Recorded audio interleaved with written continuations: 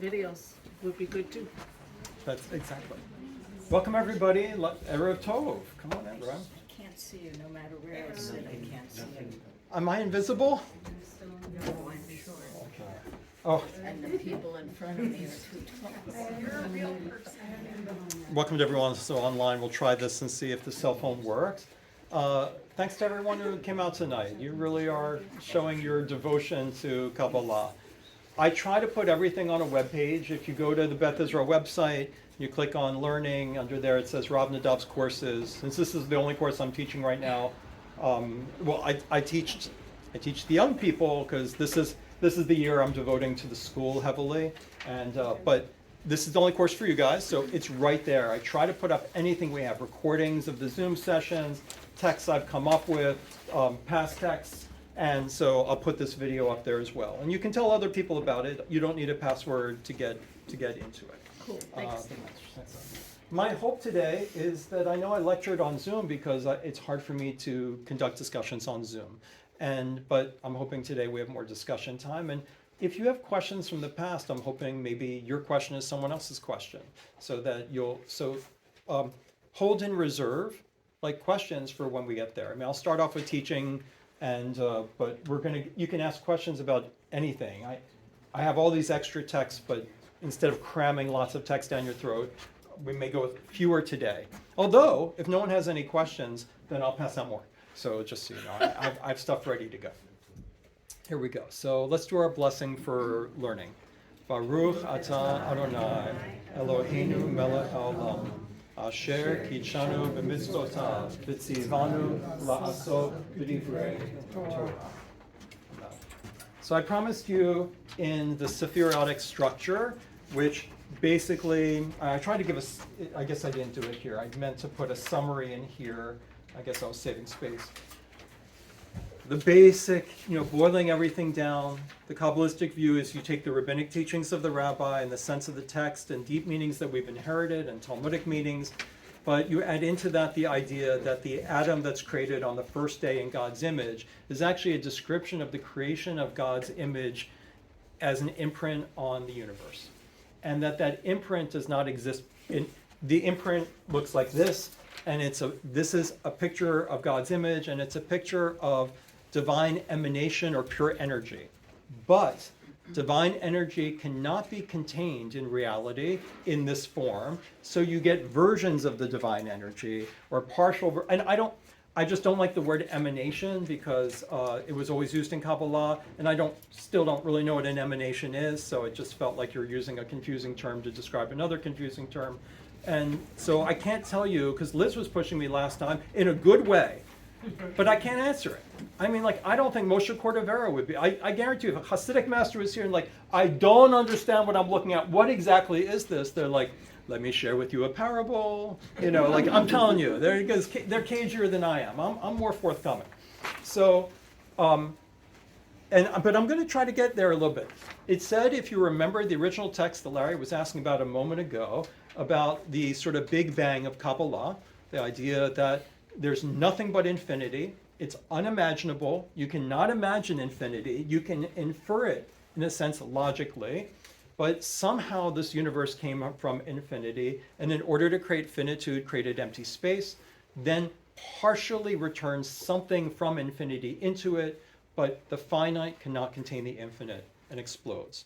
And that we live in the shattered, there's matter was created, but the matter exploded. And talk about a parable, it's certainly not clear at all. It's certainly talking about a metaphor. They say it's like the energy attaches to matter like oil attaches to the porousness of broken pottery, which would get me off on a great tangent about kashrut, and I'll save that. But it's just another metaphor. It's not going to be a perfect description of what happened. But if you remember that text, and the Big Bang Shevira of Tzimtzum and Shevira, you might remember that in that text it said only Keter, the very top one of this structure, only Keter could contain infinite, or could contain the divine energy. I'll just quote it. Only Keter could contain the divine energy. But as other vessels formed and combined with matter, they cannot contain, the finite cannot contain the infinite and they exploded. So I said, I promised you I would get back to Keter. And today's the day. So let's take a look at Keter.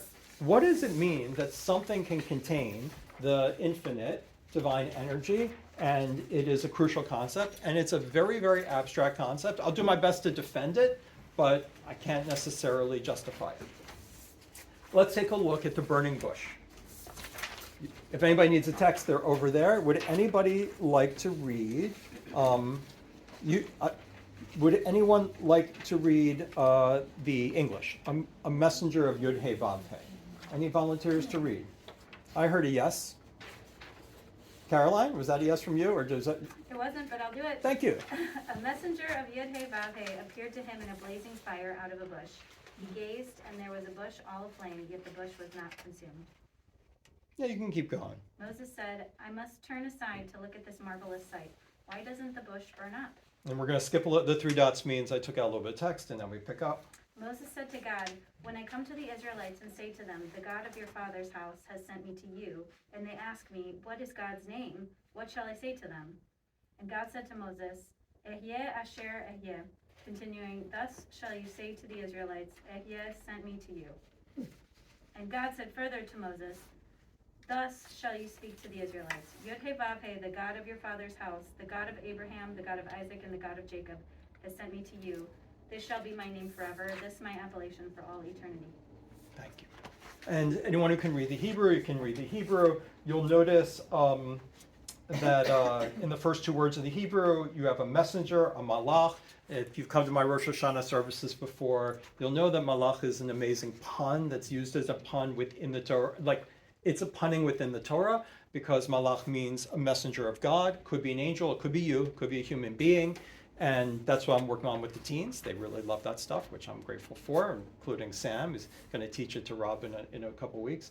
And but if you break the word in half, from malach, which means messenger, into ma, lach, what is, for those who know a little Hebrew, what does ma mean?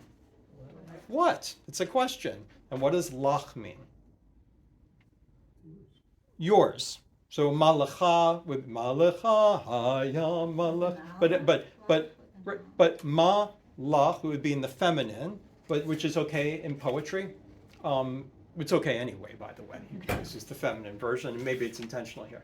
So malach means what do you have? What is yours? Right? Malach. It's upon. Nope. Can I hold you off for a little bit, Liz? I don't understand the aleph. Okay. In what? In malach? What I mean is it's a pun by the ear. Split, right, that's what I mean. So, and a pun to the ear, and it's important in the Rosh Hashanah first day Haftarah when I have a chance to mention it, but usually only about 20 people are there by the Torah reading on Rosh Hashanah because they know it's going to be a long service. But if you're there, when the angel shows up to Hagar, and Hagar thinks she's dying and there's no water, the angel actually says to her, malach, meaning, what is yours? And then it's the reverse pun. Like, it can mean what's wrong. So if I turn to you in biblical Hebrew and I say malach, it means like, what's up? What's wrong? What's wrong with you? Literally, what do you have? And it's a pun because it's the malach saying malach. The only reason I say that is puns are important to the rabbis and they're important to Kabbalists. In other words, it's not just a messenger, it's malach. What is this stuff the universe is made of? What is ma? What is matter? So like malach is like, it's kind of like there's going to be a hint about what this is all made of. Like, what is it we have? In other words, what is this world that we have? What is there? Now, like, take a step back. When we think of revelation, what do you think about? Tell me where the revelation happens in the Torah. So what's the big revelation in the Torah? Sinai, thank you. Not too embarrassed to say so. But if you're a Kabbalist and a mystic and you meditate a lot and you were influenced by the texts about Pardes that we went through in the Mishnah, that say that if you meditate hard enough, you might achieve union with the divine. In fact, if you are really super successful about it, your body will, your breath will so condense into the present moment that you will stop breathing and you will merge with the Godhead. So if you're one of those people, then Okay, I totally forgot the first part of that sentence, which is I didn't drink enough coffee today, or I drank too much. So if you're looking, so if you're one of those people, Sinai is communal revelation. But what's my personal revelation? The burning bush. So the burning bush is overlooked unless you're a Kabbalist. Then it's like we have to, like you and me, we're Kabbalistic. We're going to read the burning bush. Those other people go right through it. If you've ever noticed, whether there's validity to this or not, I don't know. But it's really interesting the way the rabbis break up the parashiot that you read, and the things like Pinchas killing somebody end up at the tail end of a parsha.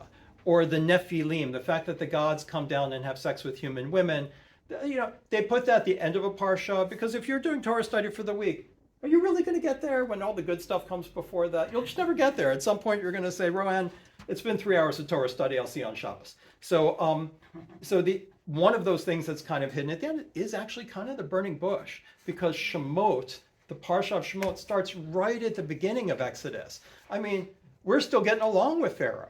And then there's a new Pharaoh, and then there's the infanticide, and then there's the rebellion, and then there's Moses, and then there's the taskmaster, and then he goes off to Midian. Are you really going to get to the end part in chapter 3 where the burning bush happens? You're going to be exhausted by the time you get there, if you even get there at all, to study and learn each week, because you got to move on. And if you do, then you'll just take the Rashi, which is pretty brilliant. I mean, the Rashi, the famous Midrash, which is, okay, Rowan, we've been working for 8 hours. We promised ourselves we'd finish this week on the Parsha before, and this, let's hurry up. The burning bush is famously that the bush is a thorn bush, and God is expressing empathy with the Hebrews in Mitzrayim, and so God appears in a thorn bush. So God is hurt by the thorns, just like the Hebrews are hurt by the pains they're experiencing in oppression. It's beautiful. Maybe it's true. It's a pashat. Or maybe it's a drash, but it's a very nice way of understanding it, and we move on. But we're not going to move on today from that, because we're Kabbalists, this is pretty intense stuff. So what does God mean? I know many of you read it before, but let's come at it anew. So God says, you notice 3 things already. There's a progression. First, God says, Ehyeh Asher Ehyeh is my name, and you tell them that's my name, and they don't know me by this name. But that's a little bit strange, because earlier in the Torah, the patriarchs did know God by Yud He Vav He. So if you're like, wow, that's so cool, I never realized before, back in Genesis, God's always Elohim, not true. The patriarchs do know God as Yud He Vav He. So why is it you tell them, Ehyeh Asher Ehyeh is my name? And then God shortens it, and we're not sure why. God says, okay, just tell them my name is Ehyeh, right? And then God shortens it again and says, thus shall you speak to the Israelites, Yud He Vav He, the God of Abraham, Isaac. So what's going on with the name? I can't give you a great reason why it's shortened, but so we're going to take a look at it, and it is completely related to Keter. It is the revelation to Moses. So think of it this way. If Sinai is communal revelation, the burning bush is Moses' personal enlightenment. He has it. Those who took Buddhism and Judaism with me a couple of years ago, like the Buddha, Moses has access both to the suffering of the people that he's witnessed. The Buddha also in the Buddhist story, once he leaves the palace as a teenager, the Buddha sees a sick man, a dead man, a disease, and a poor man, and didn't realize that people lived in such squalor and pain and poverty. Similarly, Moses is raised in the palace until he's a na'ar, until he's a bar mitzvah age boy. And chapter 1, I think it's chapter 2, says he went out for the first time and he saw his people, the Hebrews, and he didn't realize like they're being beaten and they're suffering. So he has the experience of both privilege and identification with the suffering, and runs away. The Buddha runs away too to discover the meaning of life. Moses runs away and he becomes a tender of sheep in Arabia, somewhere Yemen, Saudi Arabia today, but in the Arabian Peninsula, in Midian. And then he is tending to the sheep, and he is in the wilderness, apparently near Mount Sinai, or not, and he experiences a moment of revelation. The Buddha also does it through meditation and yoga, experiences a revelation, and then decides reluctantly to teach. So Moses' enlightenment follows the parallel enlightenment structure, paradigm, which is I experience suffering, I experience privilege, I um, I don't like what I see. They both run away because they're disgusted. Like they don't know how to live this way. They both are out in nature and in the wilderness. They separate themselves. They both have moments of enlightenment. They both don't want to teach it because they're sure people won't get it, or they won't be up to it, or it'll just be a disaster to try to convey this stuff, and they both end up teaching it. So now that we're there, that's the Kabbalist view. It's this moment of personal enlightenment. You can have it too. Let's see if we can do it. So if we have, we'll see if this cooperates. Let's see. So if we have, let's see, yeah, Ahia, Asher, Ahia. Darker. Wait. Oh, Hard to see. Can't see it. yeah, that's really bad. Let's see. Let me try. Oh, Could you just mention where in over there Genesis- when I was teaching, I was doing really well, and then one of my students pointed out on Thursday, "Oh, you're using a Sharpie." I'm like, okay, great. Just my luck. Could you just mention where in Genesis the This one's patriarchs knew? I don't have those verses offhand. I'm going to try to move this over so you can see. I'll just do Yud, Hey, Vav, Hey. Can you sort of see that? I'll just do it. That's fine. So, I don't want to act too pretentious here. I can't tell you, like, I'm going to tell you really what this means or something like that. But it's kind of, Asher is fairly simple Hebrew for I will be what I will be, or I will be that I will be. I'm going to go with that because it's it's more digestible to say I'll be what I'll be. But I've always found it diminishes the story to turn it into Popeye. I am what I am. I'll be what I'll be. Like, this is not, a Yiddish joke. This is serious stuff. So I will be that I will be. Now you could say Peshat, meaning simple meaning. You could say all God's saying is they'll see. To be continued. The Israelites will see what I will be. I will perform wonders in Egypt with plagues, and they'll all be like, oh, it's God. But you have to admit, that might feel like plain sense, but I mean, this looks a little more serious to me. You got a burning bush. So the thorn thing is nice for previous explanation. For enlightening explanation, forget thorns. The bush is not consumed by fire. That's the key. Duh. What is that? Why would that be a moment of enlightenment? The bush is burning. Burning is the act of something being consumed, something that's happening. It's a process. It is something in motion. I mean, compared to water or even air and definitely earth, fire is unmistakably dynamic. But why isn't it burning up the fuel? Why isn't it consuming it? It's eternal, but it's the ultimate in the moment. And then God says, so Ehiyah, I will be that I will be. It does seem like it could very well mean something deep about reality. And then God shortens it to I will be, and then God shortens it to it will be, or he will be. But let's say it will be. So if we're going to just say, look, this is something deep about being. This is real enlightenment. What could this mean? Then you will notice, and I've said it before, so forgive me if you've heard it before. I apologize because I'm going to overlap with some of my teachings. The name is a variation on the verb to be. It's the same as Haya, Hoveh, and Yehiyah. Haya, it was. Hoveh, it is. Yehiyah, it will be. And it is something, my grammar used to be much better.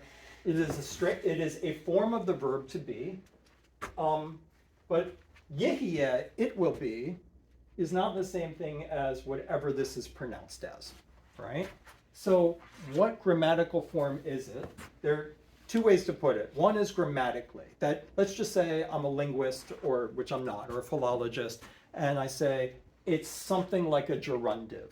Like if you were my father, who's a grammarian, you would say, let's just get down to grammar forms. And I'm not saying it is a gerundive, but it is a complex form of a noun, of a verb and a noun being combined.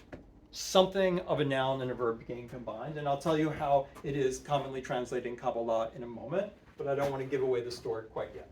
So what if you're not going the grammar way? You're like, Nadav, give me a little bit more. Then take haya, it was. Take hoveh, it will be. It is. Sorry, it is. I didn't get it right. It is. And take yehia.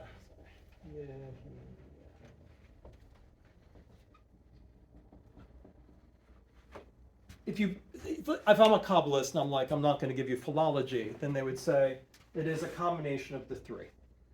So God started with ehiyeh, it's about me.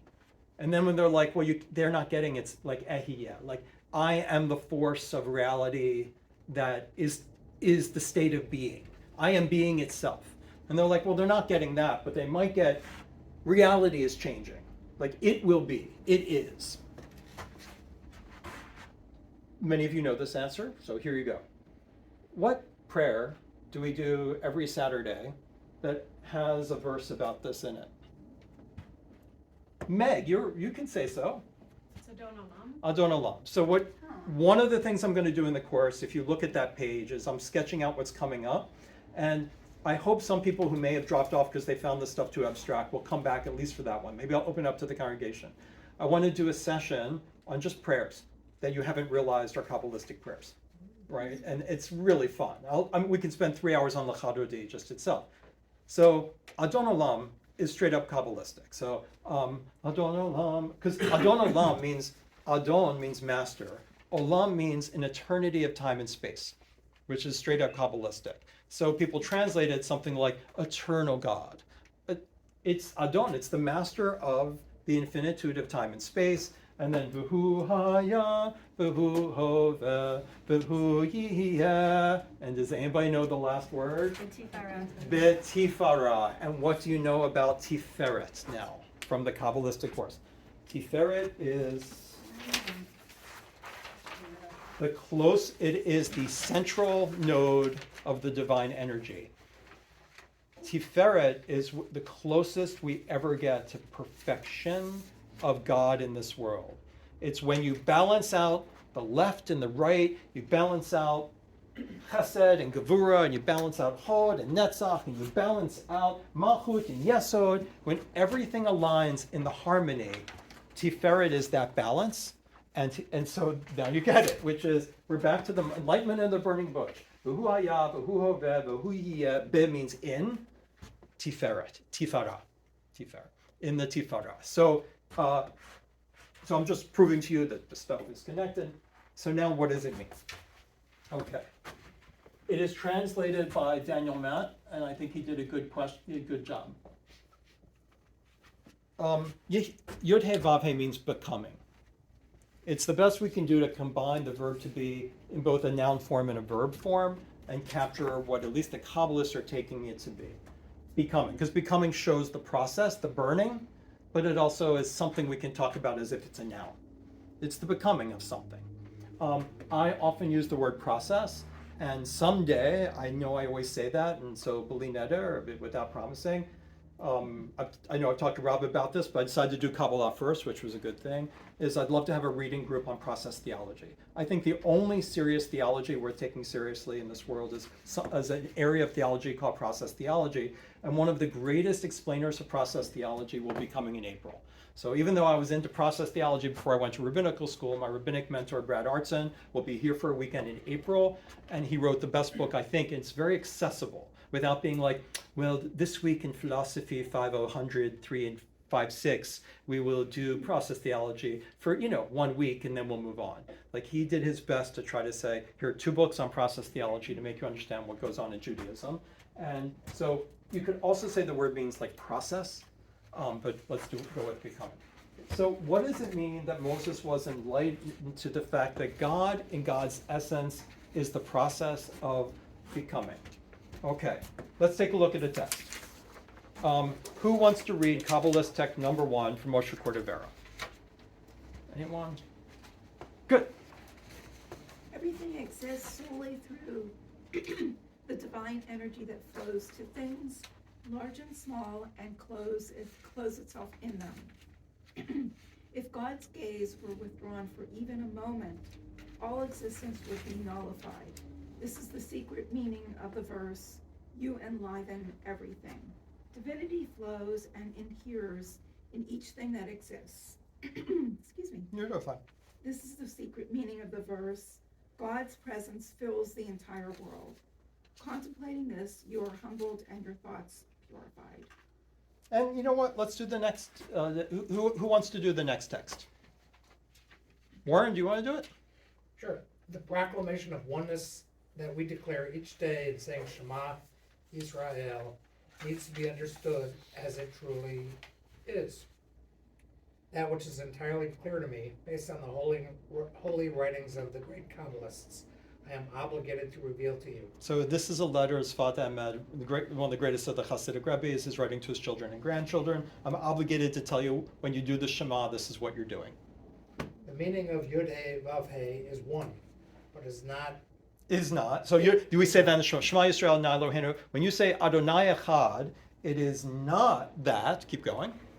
Yud He Vav He is the only true God, negating other gods, though that too is true. But the meaning is deeper than that.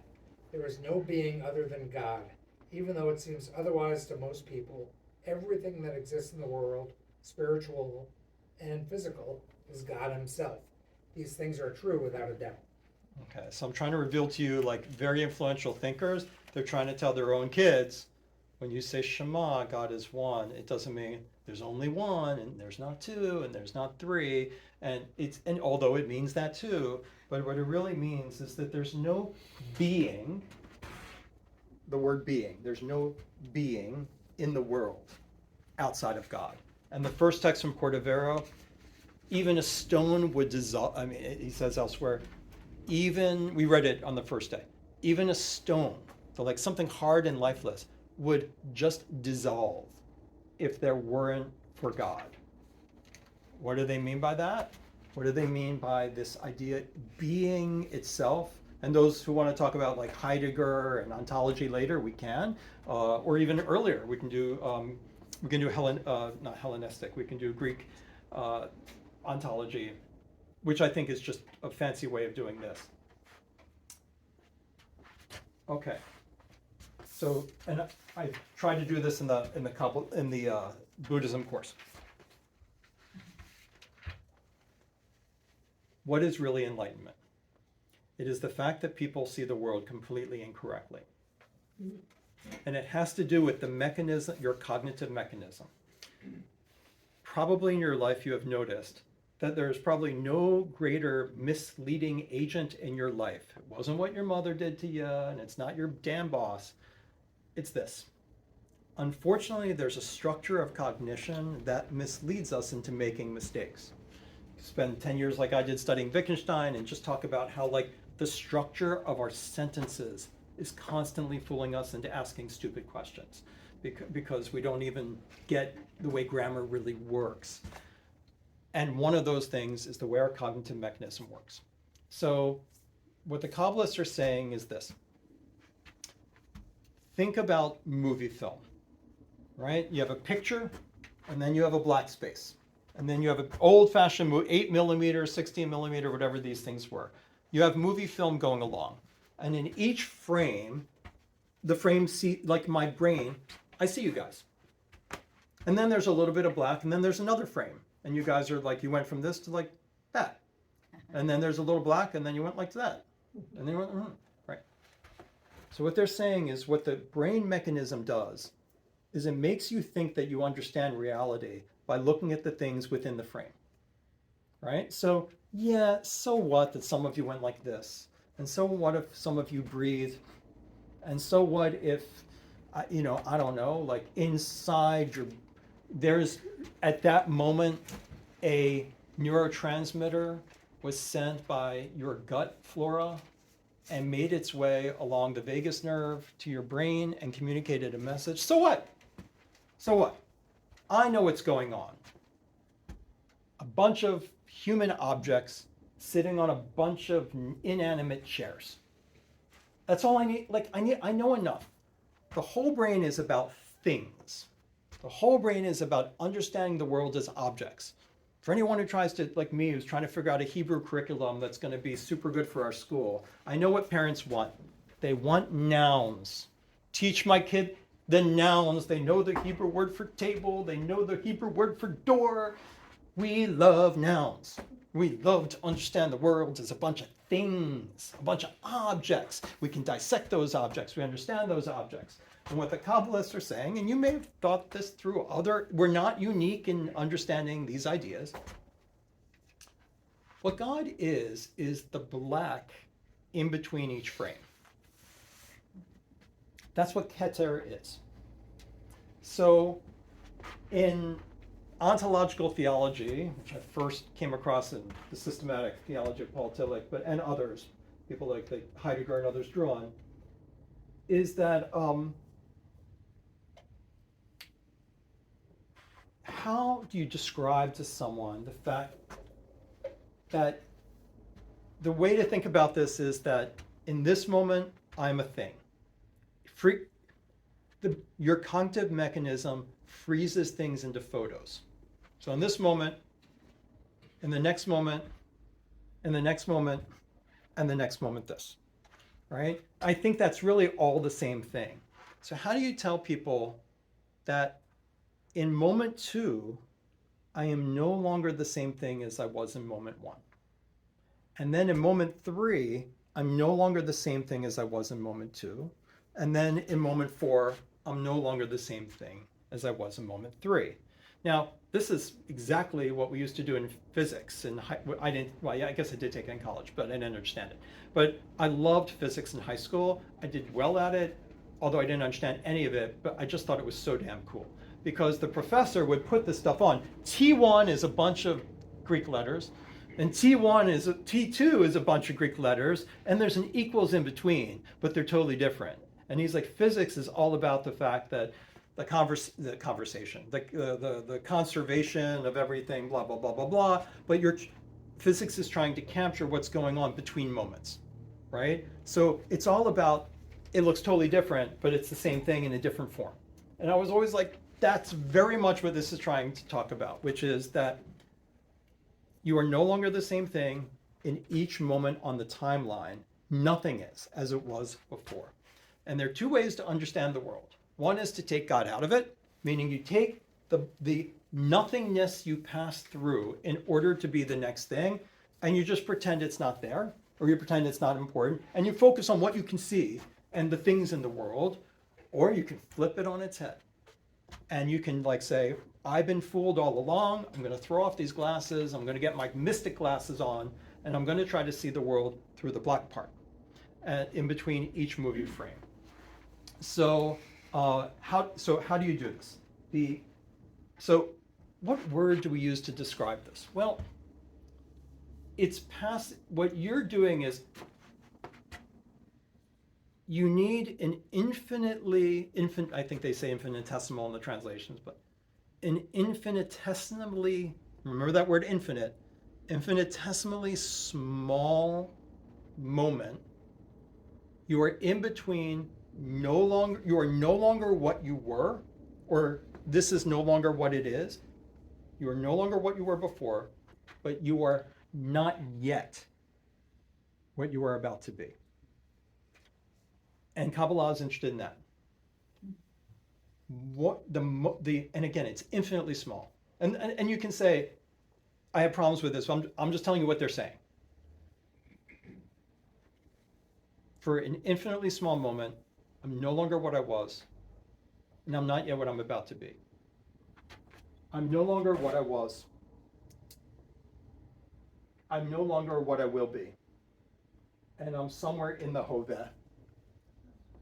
But the Hoveh doesn't mean it is like I'm a thing. The Hoveh is indicating the becoming that I'm involved in. I am not a thing, I am a becoming. My soul is fire. So, like, people ask me all the time, tell me more about the neshama. Tell me more about the neshama in Judaism. Well, one quick way of explaining the soul in Judaism is in I'm just going from like, you'll look it up in the Jewish Encyclopedia. In other religions, the soul is like a pearl. It's like an object. In Judaism, that's often talked about, it's like your fire. It's like your flame. What's the difference between a pearl and a flame? A pearl is the same thing all along the time thread. Wherever you go, you take your neshama with you. It does not change. It is the same you were born with. It's the same you will die with. But in Judaism, a flame on a match, well, it's burning. Your soul is dynamic. It's happening.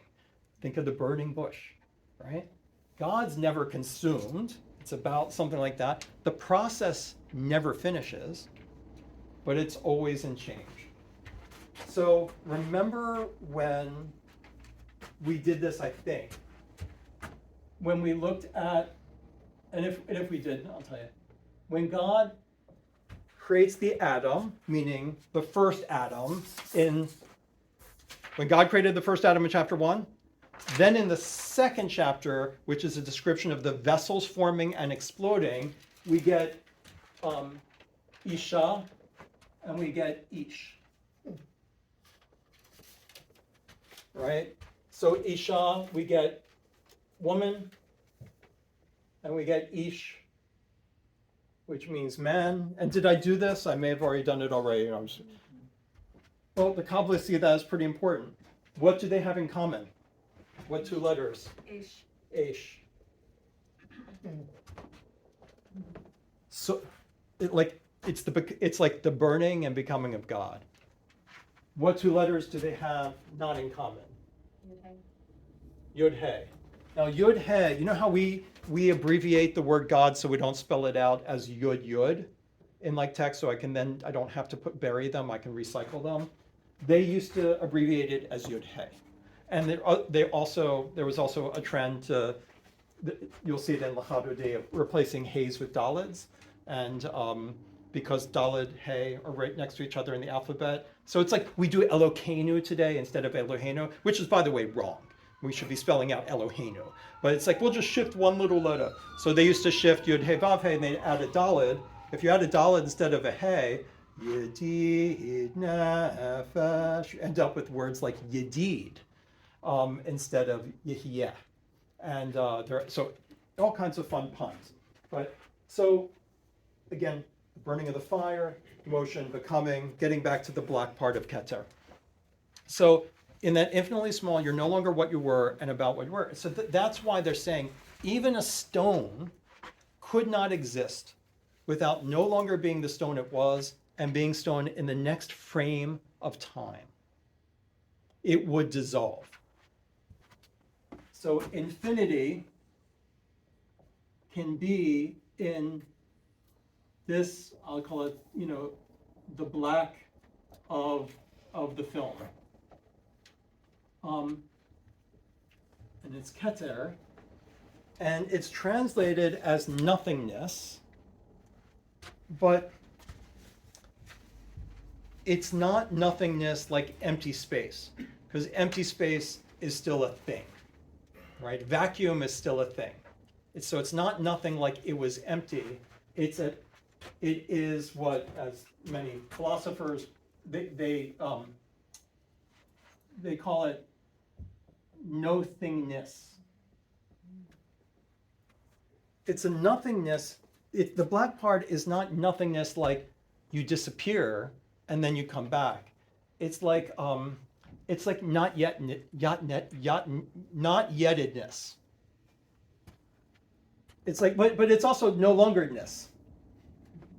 So it is the condition of thingness and nothingness. It is the logical condition that anything that exists depends on something outside of it. Anything finite means there's some kind of boundary. In order there to be some kind of boundary on anything finite has some sort of boundary. That's just what finite means, literally. That means there has to be something outside it. That outside is the condition of finitude. And that is no thingness. And that is why infinity can be held in it. It is Keter. So the fact that you say, okay, nothing can exist in the finite universe unless there's something called infinity. That's their view. If it turns out that physics says we're wrong, then physics says we're wrong. But you know those questions like, the universe is expanding. Expanding into what? I mean, if it's expanding into empty space, that's still the universe, guys. So we're not talking about a galaxy expanding and maybe someday hitting another galaxy. What? And then if you tell a physicist, you're like, what is that expanding into? They'll say, of course it's not empty space. It's the edge of time. The laws of time don't work at the edge, and the laws of space don't work at the edge, because it's the edge into the condition of the universe itself. That we know that there's something outside because there has to be, but we don't even know what the hell that means. And the laws don't apply. And you can't think it. Like, we can make some math about it, but like, they don't want to talk about it much. And if you find a physicist who wants to describe to me what the universe is expanding into, then maybe I'm wrong. I mean, I'm a finite human being. There's much outside me I do not understand. So Keter is the nothingness that is outside anything that is finite, but they make one more step into it, which is it's highly related to time. So when I'm doing Kabbalah on one foot, and I really recommend this, like, I haven't heard any other, this is like one unique Nadav thing. I haven't heard any other thinker with all the people who want to teach this stuff. When I'm with the kids in the Hebrew school or something like that, say, one way to think of God is time itself. It is not a physical dimension, right? Is time a fourth dimension? What is time? For the Kabbalist, time is God. Your relationship with time is your spiritual life, right? Animals don't have a relationship with the past and the future. They live in the moment. They live instinctually. They may have DNA structure, like they had trauma, the little mouse had a trauma and now it's living out the trauma, but it doesn't remember the trauma. So then the Kabbalists just go hog wild in a way I think is fantastic. All of your spiritual life and your religious life is really based on your relationship to time. Your understanding of yourself. What is myself? You have to then go deeper. What does the self in time mean? What is I did this on Yom Kippur. I gave it's a little bit long, half-hour sermon. Probably shouldn't have gone that long, I know. But it was a very deep sermon on Yom Kippur, which was about the fact that our identities have to do, we all know, with the way we construct the stories of our lives. So that our identity is completely connected to the narrative we tell of our past, how we got here, and it tells us our purpose, which is if my narrative was, I was here to teach little kids how much to love kissing mezuzahs, then it all led to this moment. My soul is right in the right spot, And so our relationship to our past is the way we think of our soul, and then it changes our soul in order, my narrative, and then a different day, my narrative is something else. Like I said, when I read my CV from many, many, many years ago, I forgot about all that stuff. It was like, I'm a different person. So and then we are the revelation in the Garden of Eden was not, the revelation at the burning bush is the revelation of what God is, which is this stuff. It is the revelation of becoming. It's the revelation of nothingness. It's the revelation that it's all about our relationship to time. It's a revelation about the relationship of the finite to the infinite, and it'll be a couple of other things. But it was back in the burning bush that what the burning bush exodus was Adam and Eve, now unlike animals, could have a relationship to the past and the future. That's what distinguishes us as sentient beings. And so we are all in relationship with God. And I've told you guys this before, which is I have no patience. Oh, sorry. If you come to my office, I have patience for you. I take that back. I shouldn't say I have no patience. It is hard for me to have conversations with people, say whether they believe in the existence of God or they don't believe in the existence of God. Because we all have a relationship with time. The way Kabbalists define God, you can spend all day long denying the existence of God. but you're in relationship with God. You're in relationship with becoming. Your relationship with the past, the present, the future. Or you're not human. I mean, like you really are cognitively, it forms your language. It forms the way you think. It forms the way you understand your life. So that, okay, so we did no thingness. It's not nothingness because it's not empty space. You're not a thing. You're not a thing. You are a process. And so I have a question when we get to our discussion time. So if you want to look ahead, you'll see that discussion questions as a group. Question number 3 is share one place in your life where you've noticed that seeing something as a process rather than as a thing has helped you see things differently or better. Because I have a feeling you have something to say. So we did those, and we have a third Kabbalistic text. But that's why Keter fits in infinity. Keter is like that thing the universe is expanding into. It is the dimension of time that is still part of, is still related to the universe. As time has no meaning outside the quantum bubble of the universe in which we live. We don't know what time would mean outside. Time is, in a sense, related as a property to the universe. We don't know if there was no universe what the word time would mean. Like space, time is a property of the universe. And yet, Ein Sof, in God, in God's infinite aspects, didn't break that vessel. It didn't break that vessel because, in a sense, that no-thingness that we're always passing through in every moment, it is infinite. And that's why one of God's names, like in some ways, is Adon Olam, Master of Olam, which is an infinity of time and space.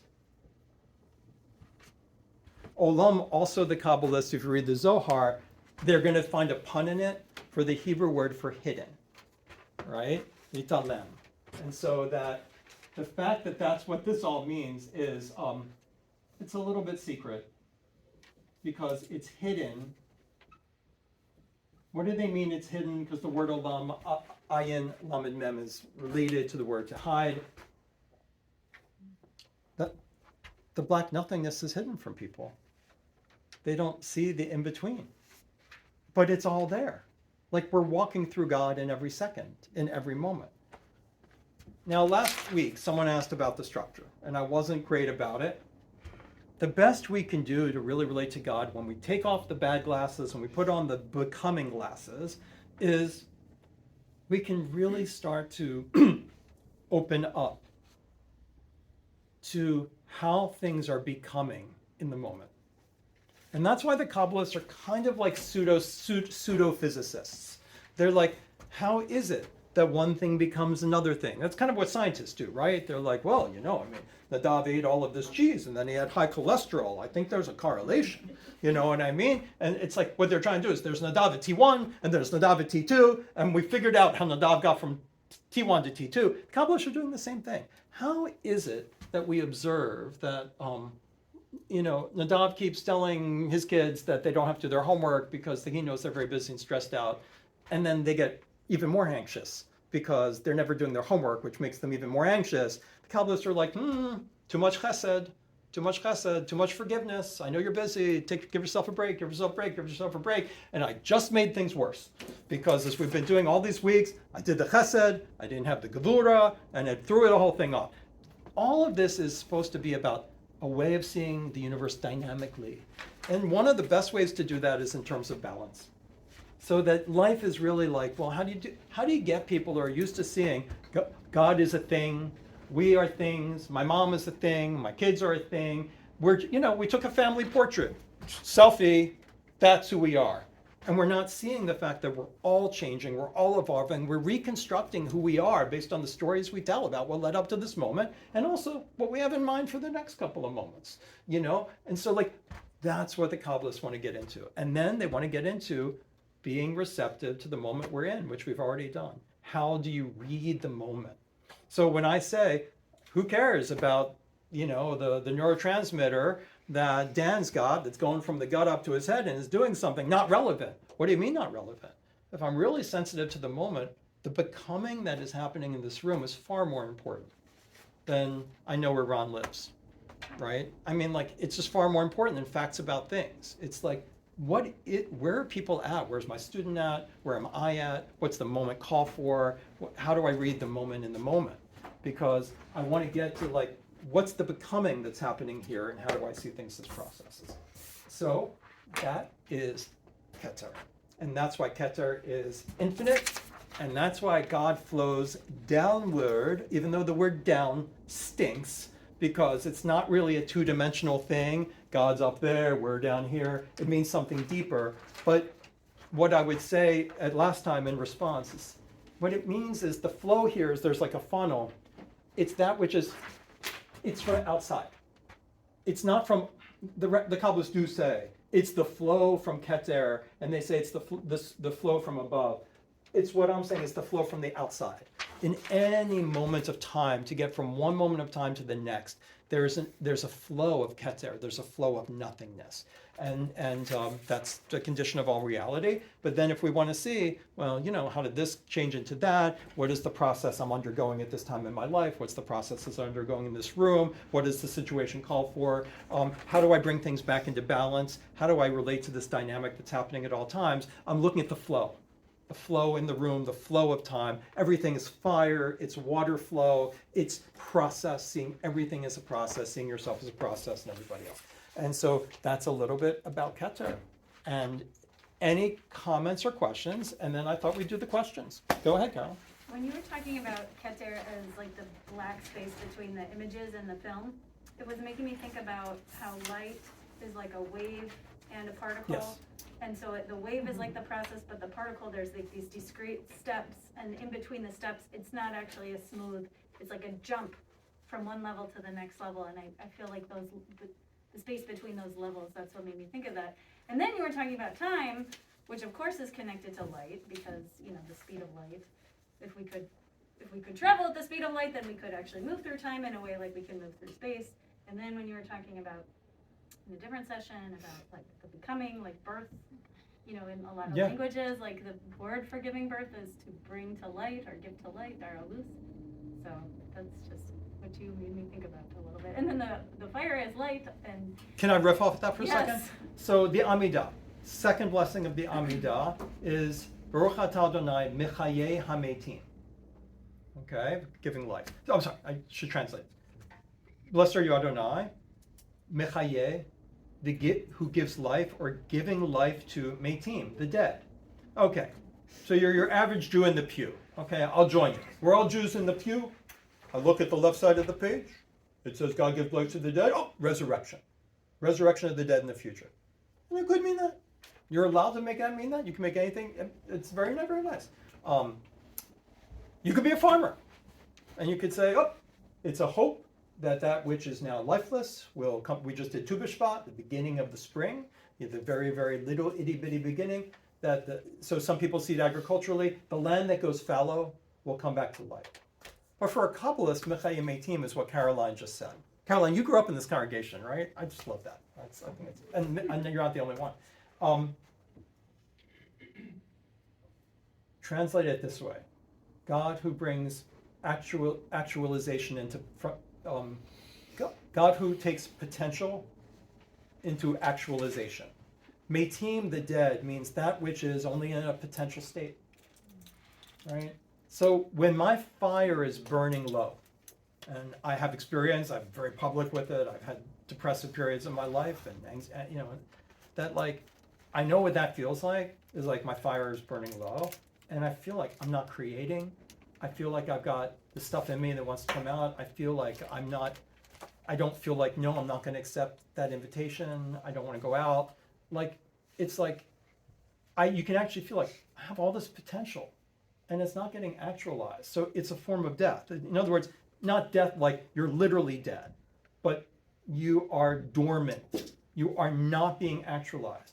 So for a Kabbalist, like Mechayeh HaMeitim is not just like someday the dead will rise out of their graves like Ezekiel or something, which, by the way, Ezekiel says is a metaphor. So I don't know what the deal is with this. But anyway, the people take it literally. It means it's this, you said It's this process of giving life to potential. And when you're tapping into it, you do want to tap in to a structure that invigorates you. You want to become more dynamic. You want to do more mitzvot. You want to be more aware for people. You want to be more awake. You know, so like a lot of it's like even that's understood as what does it mean to give life? And, you know, I quote on High Holy Days what I want on my gravestone, and I'm terribly embarrassed that it's not Jewish, but it's from Rabindranath Tagore, who said, I was born into this world, I have played upon my instrument, and I've done all I could. That would be my dream. I could say, I got this instrument, I played upon my instrument, which is it's very Jewish because you're breathing air, which is the other word for soul is nefesh, or even ruach, the wind. You are breathing wind through the instrument, right? The soul is the music. It's not the flute.